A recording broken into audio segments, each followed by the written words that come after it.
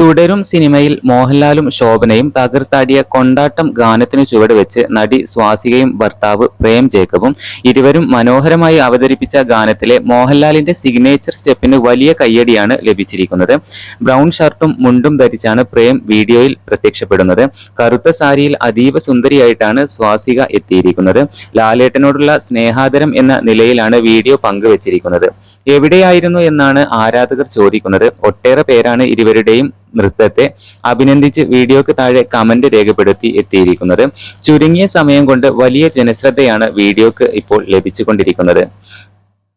ജേക്സ് ബിജോയ് ഈണമൊരുക്കിയ ഗാനമാണ് കൊണ്ടാട്ടം. വിനായക് ശശികുമാർ വരികൾ കുറിച്ച പാട്ട് MG ശ്രീകുമാറും രാജലക്ഷ്മിയും ചേർന്നാണ് ആലപിച്ചിരിക്കുന്നത്.